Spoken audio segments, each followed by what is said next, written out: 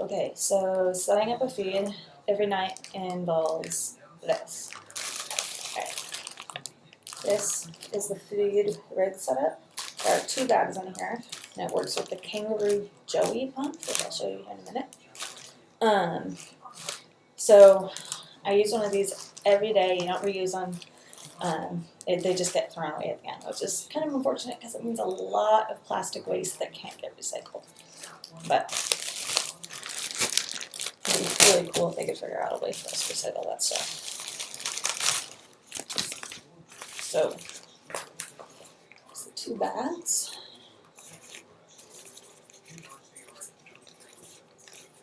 This one is where the formula goes. And this one is where the water goes. This is a very flattering angle. So, go with the water bag first, because if this one leaks, it's the least mess of the 2 bags. So, fill it up to the top. I'll show you the sink easily. But you fill it up with water from the tap, and then you take the cap, push it down on it, press in the middle like that, where it says press here, and then you'll lock it like that. So that's bag 1. Now, today I wasn't able to eat as much as I would have liked. So what that means is I'm going to be getting the full 4 cans of formula. Normally, with how my gastroparesis normally is, I never require more than 4 cans.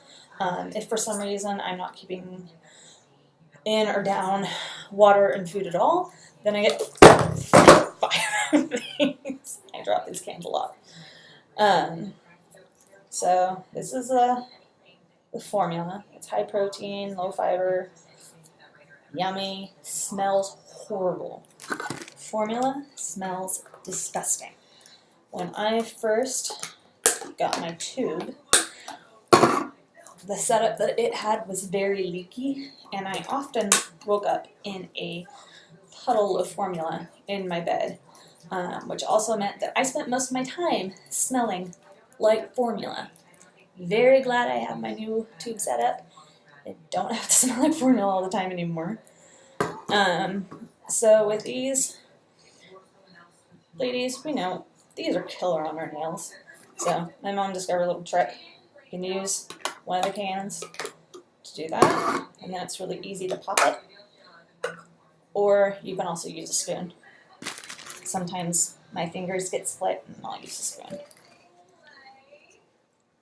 So, and then those you just pour in like you did the water with the other bag.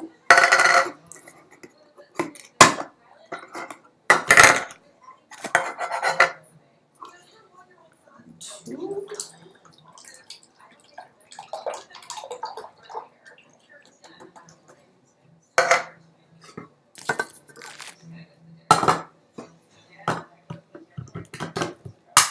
I know you can't see what I'm doing there.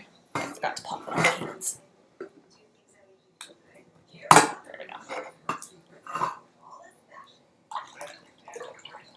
3.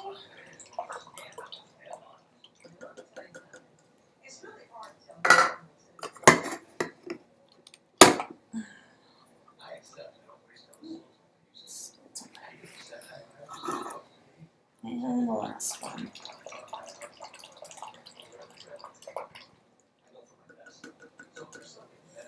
And then, just like the water one, but you want to be extra careful not to spill this, because like I said, it's disgusting. And then you push it down again, and then you lock it, like that. Okay, here in a minute I will show you how it hooks up to the rig. Okay, this IV pole looks like an IV pole. This one is one that I can, unlike the ones that you see in the hospital, I can condense this down kind of like a tripod for a camera, which makes it a lot easier to travel with. Yes, I have had to travel with this several times. Packing this whole setup, the formula, the rigs, the syringes, the special stuff I need for meds, requires a lot. That doesn't count any of my other health stuff like my ventilator and whatnot. So traveling for anything is quite the chore. So far we've only done it for medical appointments going down to Stanford when we've had to stay overnight for one reason or another. So this is what goes with us. This pump screws onto the pole right here. And so it's pretty easy. This top flips open. I'll show you what it looks like. If I tilt the whole pole. That's what the inside of that looks like. And I usually try to put the feed bag on this side, but that is only so that I can easily see how much formula is in it when I have to start or stop it or whatever when I'm in bed tonight. I do these feeds over the course of the night, and in theory, the 4 cans is only supposed to take 12 hours. 12 hours doesn't include the flush that it runs every 2 hours. That's what this water is for. Every 2 hours, it'll stop putting this in, and it'll start putting this through the line so it doesn't clog. Formula can clog tubes really easy. Tubes just in general clog really easy. So a lot of water gets used and flushes both in the bag when I do meds and all of that. A lot of water. Before getting my tube, dehydration was a big issue. Now, not so much. I'm getting a lot of water during the day and at night. So, this really has only one way that it can fit in. I know that's not really easy to see, and it's kind of hard to show you, but this part goes farthest that way, and it kind of squeezes and threads through. That's the only way this tube goes in here. You can't mess it up, and it has a little diagram. So you slide that in, that front part, that first slot. Then there's you can kind of see it, this black drum thingy here. That's what rotates around and creates the pump. And this is stretchy, so it stretches around that. And then there's another slot over here that only fits this. Again, you can't put it in there the wrong way, unless you really, really tried. And then again, it would work so. And that slides in like that. Close it. Good. And then, next. And this is really cute when you turn it on. There's going to be a little mama and baby kangaroo that'll hop across the screen. I don't think you can quite see it. Okay. So we're going to hit keep settings. Keep settings. And then I can't just hook this up to my tube and let it go like this. If I were to do that, all the air in this tube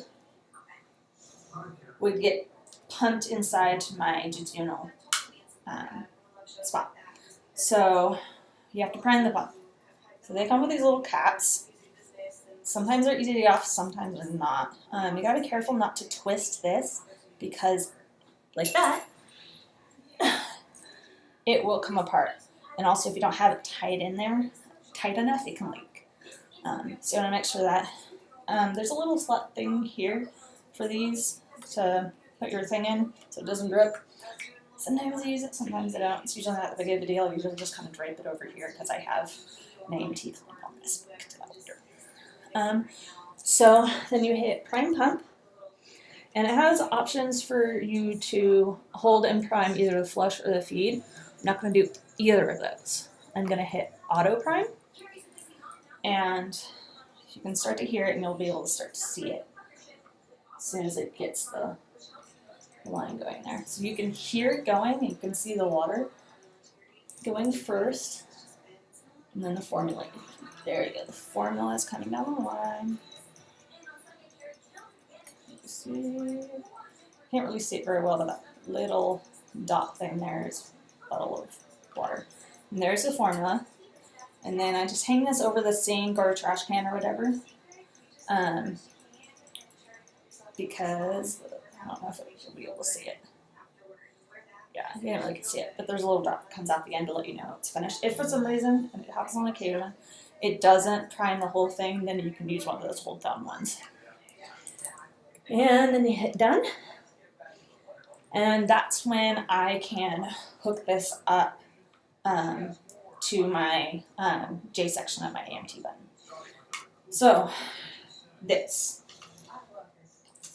Okay, this is the most magical little invention ever.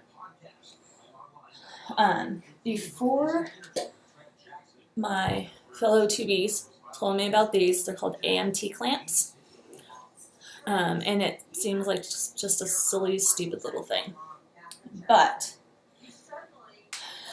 over the course of the night, like I was saying before, it is fairly easy for these to come apart. And when that happens, the pump doesn't pick up that this isn't plugged into this anymore. So it will just continue to pump that formula until I catch it, either turn off the pump or plug this back in. And that was a much bigger deal with my old tube setup. That was a pretty frequent problem. These new AMT ones, not as much, but it's still something you run the risk of. So happens, the Christmas tree adapter is what they call that, at least on the medical stuff. And then it plugs into this Y port jejunal extension for the AMT. So you plug it in like that, and then this holds these two pieces together. Now these are a little funky the way they're designed, and you would think that the AMT clamp and the AMT extension set would fit pretty perfectly with these two. Not exactly. Not as the literature will show you. If you try to do it the way they instruct you to do it, you're really running the risk of snapping one of these. So the thing that I have taken to doing is you take that part always goes here. You see there's that flat section right there. So that's what you're going to slide that top part onto.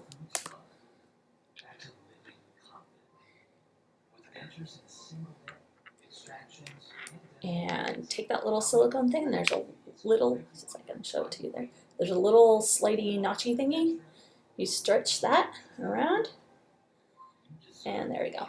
So that's now stuck on the top. Now for the bottom. Now the instructions tell you to put this all the way below this here. Now you can do that. It takes a lot of work to do. It takes a lot of stretching. But it puts a lot of strain on the clamp, and it kind of tilts it forward a little bit, which is a little weird. So I found that it's a little easier and safer on your clamp if I do this instead. So go ahead and put it down where it's going to go around. And you pull it, see if we can get a good angle here. Okay, you pull it down. So I always have the cap stick out here so it's not getting stuck on anything. And you got to be below that beginning of the Y port, and then stretch it down. Now, the instructions have you stretching it down to here. I instead turn it around and I loop this through this, I believe it's med port thing here. That's the other part of the Y extension. So take this thingy and thread it through like that. And then pull it around. Ta-da! And that is your AMT clamp. Now that isn't just for AMT extensions. It's designed to work with all Christmas tree adapter setups. It's also so I was able to use it with both my two previous tube setups. So it's pretty universal. The other ones were not AMT. There were a couple other different brands. But it still worked. Saves a lot of laundry between changing me and bedding. Time, energy, and sanity. So, there's that. Then I hook up, like I've shown in the past, this hooks up to the J port of this, which is right there. And that actually glows in the dark to make it easier for people to hook up and unhook in the dark during night, but I don't really use it for that. I just keep mine attached during my whole feeding time. If I need to go to the bathroom or whatever, technically this has a battery and I can bring it wherever I'm going, but it's much easier if I just unplug for a few minutes. And when I unplug, I just leave this with the AMT clamp still attached. And then when I'm back, I just plug it back in and hook up that bottom part again. So that is how I set up my feeds.